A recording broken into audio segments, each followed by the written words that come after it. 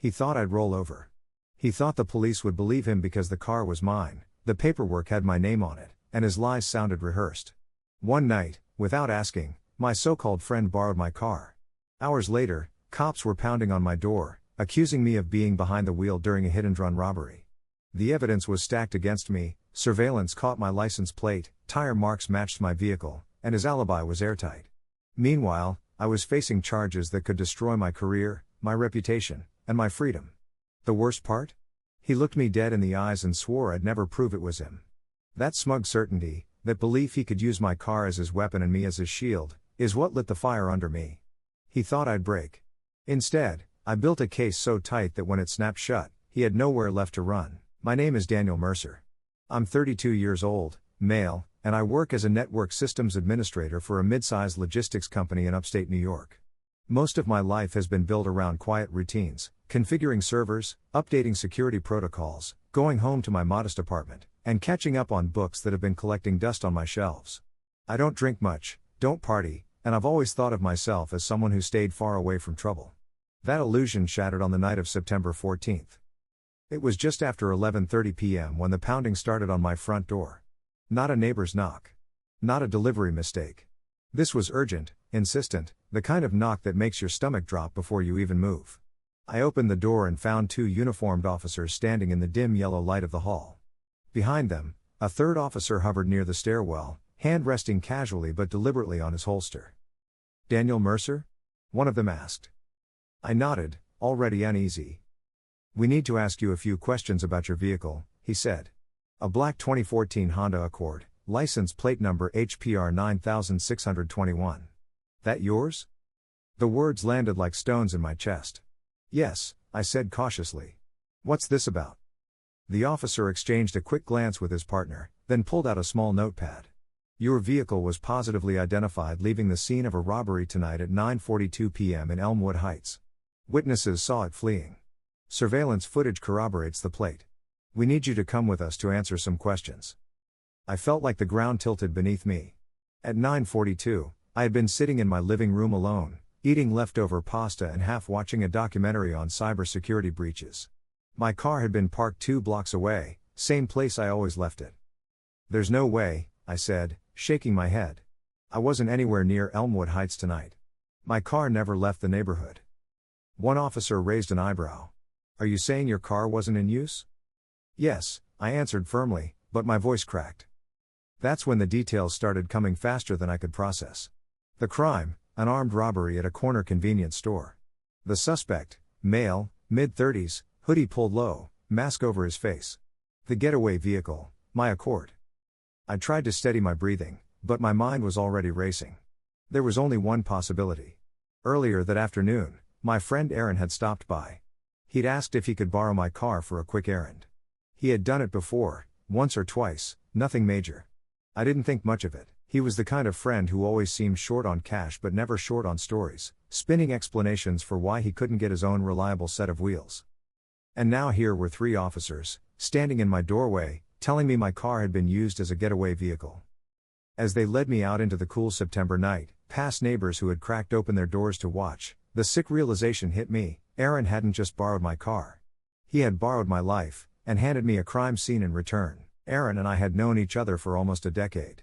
We first met through a mutual friend at a poker night back when I was 23. He was magnetic in that effortless way, charming, quick with a joke, always managing to draw attention without seeming to try.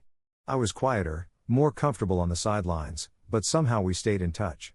Over the years, he became a fixture in my life, the kind of friend who would text at odd hours with wild stories or show up at my place unannounced with takeout in hand. He wasn't the most reliable person. Jobs came and went. He always had explanations: shady bosses, unlucky timing, the system stacked against him. I believed some of it. I wanted to believe the rest. I told myself he was just going through rough patches, that underneath his instability was someone who meant well. That's why, when he started asking to borrow my car now and then, I didn't see it as a big deal. It started small: a trip to pick up his mom's medication, a run to a job interview, a quick errand when his own beat-up sedan finally gave up for good. He'd always bring it back washed, sometimes with the gas tank topped off, sometimes not. I told myself it was harmless, that helping him out was just what friends did. But there were cracks in that trust. One night last winter, he returned the car smelling faintly of smoke, stale cigarettes mixed with something sharper, chemical, like gasoline. He brushed it off when I asked, saying he'd given a coworker a ride who reeked of Marlboros. Another time, I noticed the mileage had jumped nearly 200 miles after he'd claimed he was just heading to a store across town. He laughed it off, joked about getting lost, and I let it slide. The truth is, I didn't want to confront him. I didn't want to risk the fallout of accusing him of abusing my trust. I kept telling myself I was overthinking, that suspicion was just paranoia. Looking back, it's painful how naive I was. Because on September 14th, when he knocked on my door around 5 p.m. and asked if he could borrow the Accord again, I didn't hesitate. He leaned against the frame, casual as ever, spinning a story about needing to pick up some supplies for a small repair job he was doing for a friend. He promised he'd only be gone an hour, tops. I tossed him the keys. That decision, simple, almost automatic, would cost me more than I could have imagined. By the time the police knocked that night, Aaron was nowhere to be found. His phone went straight to voicemail, his apartment lights dark. When I mentioned his name to the officers, they jotted it down, but I could see the skepticism in their eyes. To them, it sounded like a desperate deflection. And maybe it did. After all, I was the one with the car, the one with my name on the registration. The one standing in front of them, insisting I wasn't anywhere near the robbery scene. Trust had become a trap, and I'd walked into it blind. At the precinct, they sat me down in a small, square interview room with off-white walls and a single buzzing fluorescent light overhead. The kind of room that makes you feel guilty even when you've done nothing wrong. Across from me, Detective Marlowe set a manila folder on the table and folded his hands on top of it. "Daniel," he said evenly, "we've got multiple sources tying your car to the robbery. I want to give you a chance to explain before this moves forward." He opened the folder and slid a glossy still photo across the table. It was grainy, pulled from surveillance footage, but there was no mistaking the outline of my Honda Accord. The license plate was captured clearly as it turned out of the convenience store parking lot, HPR 9621. I stared at it, my throat dry. "That's my car," I admitted. "But it wasn't me driving it." The detective tilted his head, unimpressed. "You expect me to believe someone else took your car without your knowledge, committed a felony, and then returned it to you without you noticing?" I clenched my jaw. It sounded absurd when he put it like that. But that's exactly what happened. Marlowe slid another page toward me, this time a report from the crime scene unit. Tire tread impressions from the store's parking lot matched the make and model of my Accord. They had even compared the wear pattern, uneven on the right rear due to a suspension issue I'd been putting off repairing. It was a perfect match. I felt my chest tighten. "You don't understand," I said, fighting to keep my voice steady. "My friend Aaron borrowed my car tonight. Around 5 o'clock. He didn't come back until, well, I don't even know when. But it wasn't me. I was home all evening." Marlowe scribbled something on his notepad. "And this Aaron, what's his last name?" "Dawson. Aaron Dawson." The detective tapped his pen against the pad, expression unreadable. "We'll look into him. But right now, every piece of physical evidence points to you. Witnesses saw a male driver. Mid-30s. Brown hair. Average build. Matches your description." I wanted to scream. Of course it matched. I wasn't exactly an uncommon-looking guy. Brown hair, 5'11", ordinary clothes. If Aaron kept his hood up and mask on, anyone could mistake him for me. They released me around 3 a.m., but not before making it clear I wasn't free from suspicion. "Don't leave town," Marlowe said flatly. When I finally got back to my apartment, the Accord was parked right where I usually left it, a block down. It looked untouched, ordinary, almost mocking me. Inside, I searched for anything, crumbs, receipts, fingerprints, anything out of place. But it was spotless. Too spotless. The seats smelled faintly of industrial cleaner, as if someone had tried to wipe it down. That detail twisted my stomach. I sat behind the wheel, staring at the dashboard clock glowing 3:27 a.m., and realized the situation was worse than I thought. The evidence didn't just implicate my car.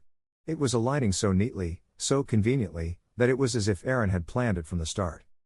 The car was his weapon. I was his alibi.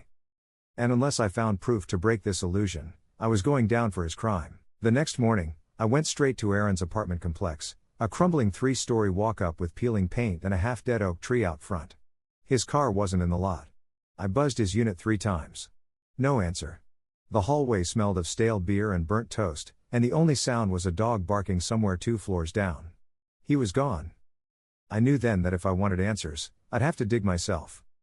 By noon, the detective called me back into the precinct. "We looked into your friend Dawson," Marlowe said, flipping through his notes. "Interesting thing, he's got an alibi. Claims he was at Murphy's Tavern from 8:30 p.m. until just after 10. Bartender confirms it. Credit card receipt timestamped 9:46 p.m. backs it up." My stomach dropped. Aaron wasn't just hiding, he was preparing. Maybe he left after? I pressed. The robbery was at 9:42. He could have gone there right before, then rushed back. Marlowe shook his head. "The bar's a 20-minute drive from the convenience store. Doesn't fit. You see why this is a problem for you?" It did fit, too perfectly. A timestamped receipt, a witness willing to vouch for him, and the timing crafted so that suspicion circled back to me. That night, I sat at my kitchen table with my laptop, retracing every detail. Aaron's errands. The suspicious mileage. The wiped down seats. He wasn't improvising anymore, he'd built a whole framework around framing me. I decided to follow the money. Aaron always lived paycheck to paycheck, yet he had a way of showing up with new sneakers, designer jackets, or the latest phone. I logged into our shared poker group chat archives, scrolling back. Just a month earlier, he'd bragged about hitting a streak and covering rent with ease. He never mentioned where the cash came from. Then came the first break, a local classifieds listing, still cached online, showing a black hoodie for sale, posted under his burner email. The ad date matched the week before the robbery. That detail alone wasn't incriminating, but it planted a seed. He wasn't careless. He was methodical. By the weekend, I forced myself back to Murphy's Tavern. The place was dim, wood-paneled, heavy with the smell of fried food and spilled beer. The bartender, a woman in her 40s with tired eyes, recognized Aaron immediately when I asked. Yeah, he was here that night. Sat at the bar, ordered 2 rounds, tipped well. Quiet for once. "Do you remember exactly when he left?" I asked. She squinted, thinking. "I don't keep track of everyone's schedule. But the receipt says 10-ish, right? That's what the cops wanted." Her phrasing stuck with me, "That's what the cops wanted." It was the receipt that bothered me most. Printed receipts had metadata, printer logs, transaction codes. If Aaron doctored it, there'd be a trace. He had always underestimated one thing about me: I worked in systems. Logs, trails, hidden markers were my language. That night, I made a decision. If Aaron wanted to build smoke screens, I'd bring in the cold precision of paper trails. I'd find the cracks in his story, the ones only timestamps and data could reveal. And once I did, no alibi in the world would save him. The days that followed felt like being trapped in a tightening vice. At work, I could feel eyes on me. Word had spread, someone always knows someone on the police force, and whispers travel faster than email. My boss, Mr. Kellerman, called me into his office 2 days after the questioning. His hands were folded, his expression rehearsed. "Daniel," he said carefully, "we value your contributions here. But this situation you're involved in, it's drawing attention. Until it's resolved, we're placing you on unpaid leave." It hit harder than I expected. My job wasn't glamorous, but it was steady, dependable, something I could control. Now that was gone too. The neighbors were worse. People I'd nodded to for years suddenly crossed the street instead of passing me on the sidewalk.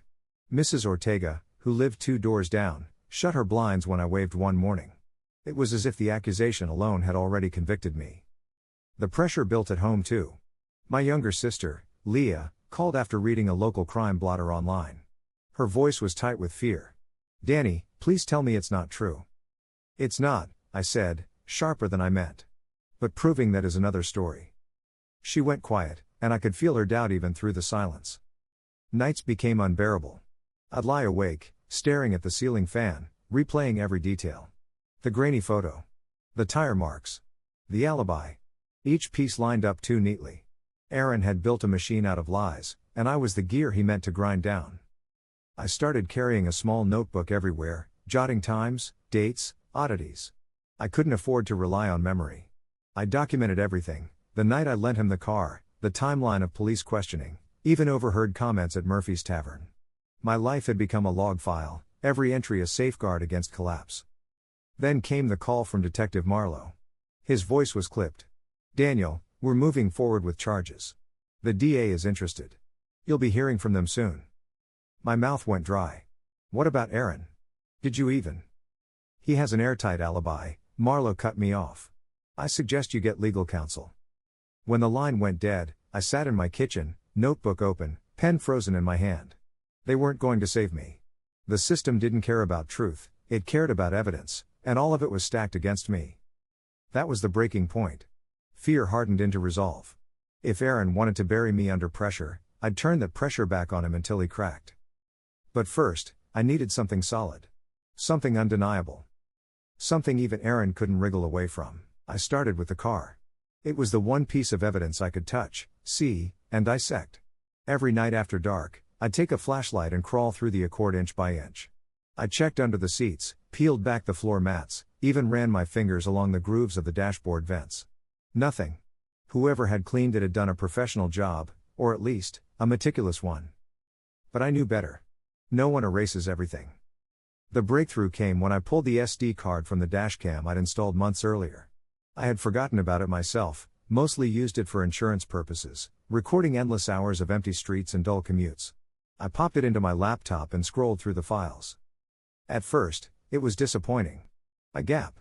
The night of the robbery, the system had no footage, just a corrupted file marked 09/14/2042.mp4. My heart sank. Aaron had thought of this. He'd tampered with it. But in his arrogance, he hadn't wiped the metadata. I dug deeper, pulling the raw file headers with a forensic tool I used at work. There it was, the dashcam had been manually powered off at 8:56 p.m. and reactivated at 10:11 p.m., the exact window of the robbery. Someone had physically pressed the button. That detail might not prove who did it, but it proved intent. Next, I checked the GPS logs tied to my phone. I'd set up a geofencing app months earlier to remind me about parking limits near my building. On September 14th, my phone never left my apartment after 6 p.m. But here was the catch: the Accord had its own built-in navigation system with cached destinations. Buried in its memory was a recent input: Elmwood Heights Convenience, 1247 Parkland Avenue, timestamped 8:39 p.m. Aaron had been sloppy. I printed everything: metadata logs, GPS cache screenshots, even a chain of custody affidavit template I found online. If I was going to use this, it had to be airtight, verifiable, beyond reproach. Still, it wasn't enough. So I widened the net. I visited the gas station 2 blocks from Aaron's apartment, the one he always used. I asked the clerk if I could review security footage from the night of the robbery, explaining that my car might have been stolen. He was reluctant until I slipped him $50. He queued up the tape. And there it was, at 8:47 p.m., my Accord pulled up to pump 4. The camera angle wasn't great, but I recognized Aaron's posture instantly, the slight hunch of his shoulders, the way he leaned on the roof while the tank filled. He was wearing the same black hoodie the robbery witnesses had described. I snapped photos of the screen with my phone. That night, back in my apartment, I laid everything out on the kitchen table like pieces of a puzzle: corrupted dashcam file, GPS cache, gas station footage. Each one was a fracture in Aaron's smoke screen. But I needed a hammer blow. Something that wouldn't just crack his alibi, it would collapse it completely. And I knew where to look next. The receipt. The one Marlowe swore was airtight. If Aaron had built his defense on paper, then paper was where I'd bring him down. I drove to Murphy's Tavern on a Wednesday afternoon when the place was quiet. The bar smelled of disinfectant and old beer, the stools stacked on tables while a single bartender mopped lazily. I ordered a soda, slid a 20 across the counter, and asked about the receipts from September 14th. He frowned. Cops already came through. Took copies of the register. Right, I said, keeping my voice casual. I'm just trying to track my own tab. Lost my bank statement. That was the lie I leaned on. He shrugged and led me to the back office, where an ancient point-of-sale terminal hummed beside stacks of liquor invoices. When he left to take a call, I moved quickly, slipping a flash drive into the terminal and copying the register logs for that night. My heart hammered, but my hands were steady. Back home, I dug into the data. Line after line of transactions scrolled across the screen. Beer, whiskey, cash tips, credit card swipes. Then I saw it: Aaron Dawson, credit card ending in 3382, timestamped 9:46 p.m. On the surface, it looked perfect. But metadata doesn't lie, it only hides until you know where to look. I examined the file headers, tracing the register's internal clock. That's when I found the gap. The system log showed the register's time had been manually adjusted earlier that evening at 10:52 p.m., an hour after the supposed transaction. Whoever did it rolled the clock back to make it look like Aaron's tab was closed before 10. meaning his airtight alibi was nothing more than a manipulated timestamp. The implications hit me like a jolt. He hadn't just borrowed my car, he'd engineered the whole frame. He knew the bar was a weak point, a place where staff didn't pay close attention, where tampering with the system would go unnoticed. He'd set the whole stage and thought no one would dig deep enough to catch it. I backed up everything. Screenshots. Exported CSV files. Raw metadata logs. I printed hard copies and notarized them at a 24-hour shipping store, building my own chain of custody. If this ever came down to it, I wanted no one to doubt where the evidence came from.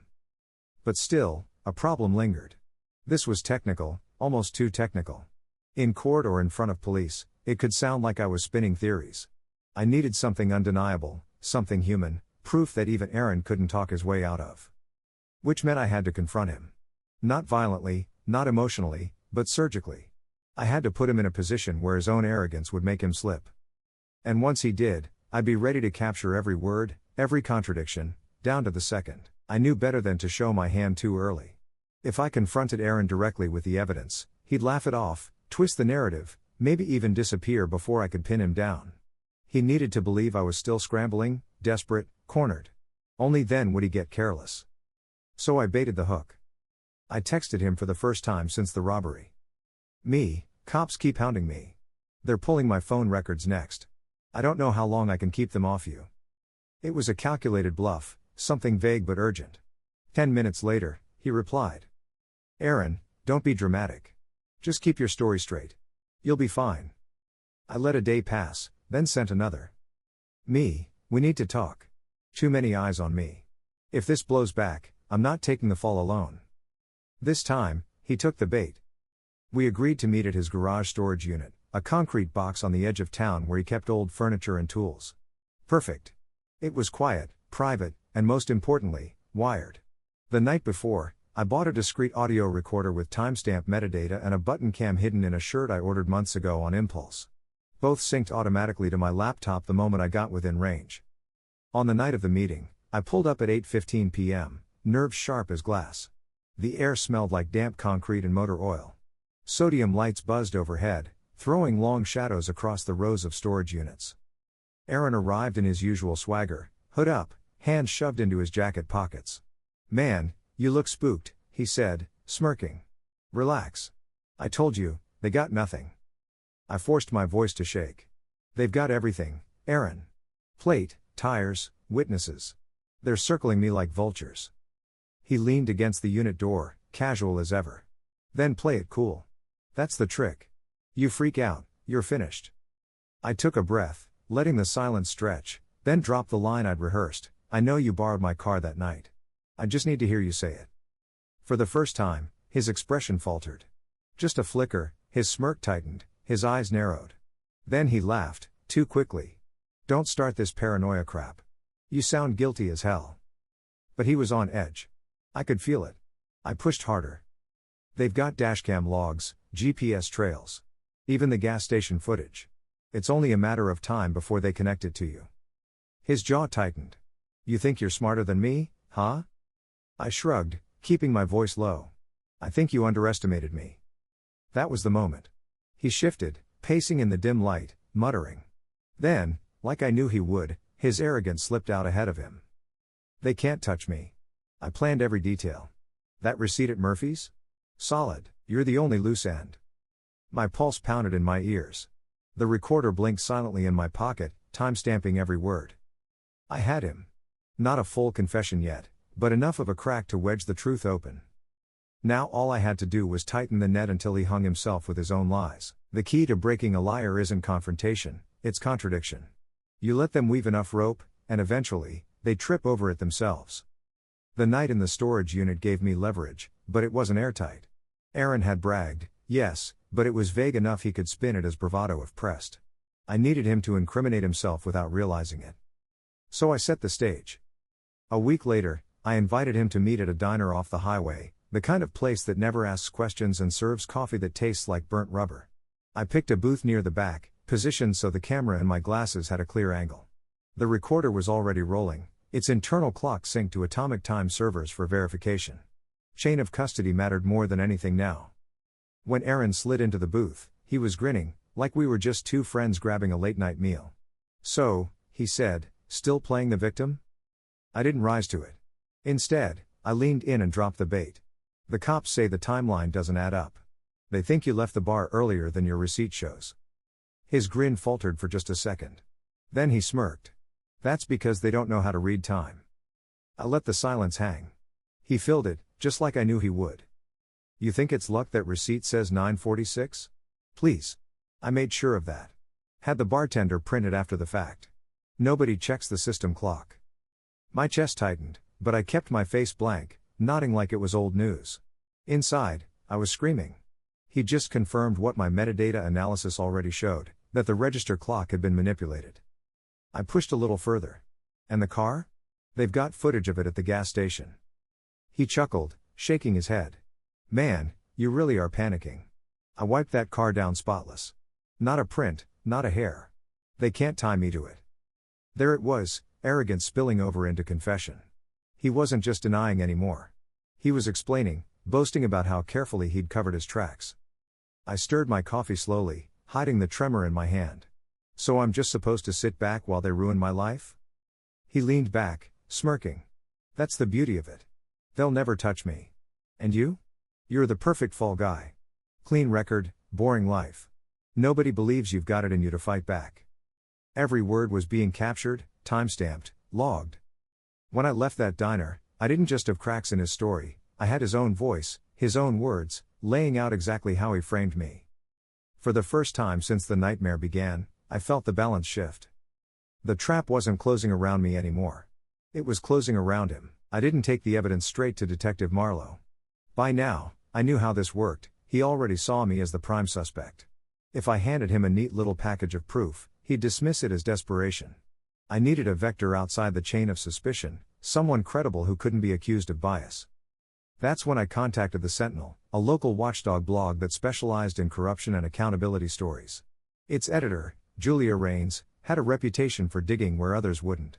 I sent her a secure email with a teaser, screenshots of the manipulated metadata, snippets of Aaron's diner confession, and a promise that I could deliver more.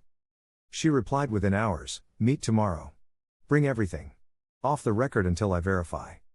When we sat down in her cluttered office above a printing shop, I spread the evidence across her desk like pieces of an autopsy. Dashcam logs. GPS cache. Gas station footage. The receipt metadata. And finally, the diner recording, time-stamped and backed up 6 ways. Julia listened without interrupting, her pen scribbling furiously. When Aaron's voice played, boasting about wiping my car down, bragging about the fake alibi, she set her pen down and looked me in the eye. "If this checks out, it's not just a frame job. It's calculated fraud, obstruction, maybe even conspiracy. And you've been sitting under suspicion while he strutted free." She verified every piece over the next week. Independent forensic checks confirmed the file integrity. A digital forensics consultant backed up my analysis of the tampered receipt. Even the gas station clerk vouched that I hadn't doctored the footage. Then Julia went public. The article hit like a thunderclap. "Man frames friend in getaway robbery, digital trail exposes elaborate lie."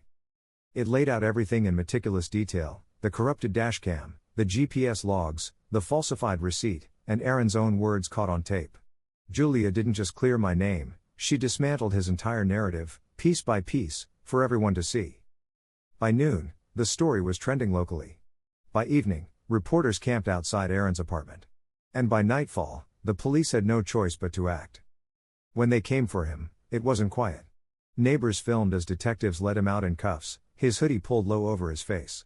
The same smug grin he'd worn in that diner was gone, replaced with something pale, tight, and furious. Watching the footage later, I felt a cold satisfaction settle in my chest. He'd built his alibi on paper trails and smoke screens. I dismantled it with the one thing he couldn't escape, the truth, time-stamped and undeniable. For weeks, I had been the accused, the pariah, the suspect. Now, for the first time, it was him, and I wasn't done watching the walls close in. The reversal wasn't instant, it unfolded in sharp, deliberate strokes, each one tightening around Aaron like a noose. The morning after the Sentinel published the story, Detective Marlowe called me in. His tone had shifted. Gone was the clipped skepticism, replaced with a brittle professionalism. He laid the diner transcript on the table. "We've corroborated the recording," he said quietly. Mr. Dawson's story doesn't hold. Hearing it out loud felt like air after drowning. Within days, the DA's office pivoted. Charges against me were formally dropped. My employer, red-faced, reinstated me with back pay, though the damage to my reputation lingered. Neighbors who had once avoided me now offered awkward nods, but I wasn't interested in their apologies. I wasn't doing this for them. Aaron, meanwhile, was drowning. Investigators uncovered more unpaid debts, a string of petty thefts, even a prior scheme involving forged rental agreements. But it was the robbery and the frame job that sealed his fate. Fraud. Perjury. Obstruction of justice. Multiple felonies stacked like dominoes. At the arraignment, I sat in the back row, hands folded. Aaron shuffled into the courtroom in an orange jumpsuit, wrists shackled. He glanced around, eyes scanning for someone to blame. When they landed on me, I met his gaze steadily. No gloating. No smirk. Just the quiet weight of inevitability. The prosecutor laid out the evidence: dashcam logs, GPS data, metadata analysis, corroborated recordings. Each piece methodical, airtight, impossible to dismiss. The judge's expression hardened with every exhibit. Aaron tried to argue, tried to sneer about fabricated tech nonsense, but the contradictions piled up. He had been too arrogant, too sloppy, too certain I would roll over. Now he was the one pinned in place, every move exposed. When the hearing adjourned, reporters swarmed outside. Cameras flashed, microphones thrust forward. I kept my statement brief. I didn't set out for revenge. I set out for the truth. And the truth speaks for itself. But deep down, I knew the truth alone hadn't been enough. It had taken precision, patience, and the kind of cold strategy Aaron never believed I had. He thought I was just a pawn. Instead, I had flipped the board. For once, he wasn't the storyteller. He was the story. And I had written the ending. After the courtroom lights faded and the headlines moved on, what remained wasn't triumph, it was quiet. Aaron was convicted on multiple counts. The robbery. Fraud. Evidence tampering. Obstruction. His sentence came down hard, 12 years, no parole for the first 8. Watching him led away in chains should have felt like victory, but what I felt was something colder. Finality. Life slowly crept back toward normal. My job reinstated me, though I noticed the way colleagues glanced at me differently, as if a stain still lingered. Neighbors stopped whispering, but trust didn't return overnight. Reputation, once fractured, heals in pieces. I cleaned out the Accord, every corner scrubbed until the smell of industrial cleaner was gone. Still, some nights, I'd sit in the driver's seat, staring at the dash, remembering the night police knocked on my door. The night I realized how fragile innocence can look when the evidence isn't on your side. Leah called more often. My sister's voice was lighter now, her relief obvious, though guilt laced her laughter. I should have trusted you from the start, she admitted once. I told her not to worry. But the truth is, those doubts leave marks too. As for Aaron, he became a cautionary tale. His name circulated in forums and watchdog blogs, an example of arrogance undone by digital trails. He'd wanted me to carry the weight of his crime. Instead, he was crushed by the very lies he thought would protect him. On my last visit to the Sentinel, Julia asked me if I felt vindicated. I thought about it before answering. Vindication's too loud a word, I told her. This wasn't about winning. It was about surviving. Later that night, I walked past the convenience store in Elmwood Heights, the scene where it all began. The glass door reflected the streetlights, the same hum of neon buzzing overhead. Ordinary again. I stood there for a while, breathing in the cool night air, letting the silence settle. No anger, no triumph.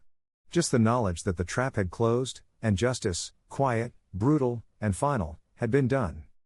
When I finally turned to leave, I thought of Aaron's smug certainty, the night he said I'd never prove it was him. And I whispered the words he'd never hear. You underestimated me.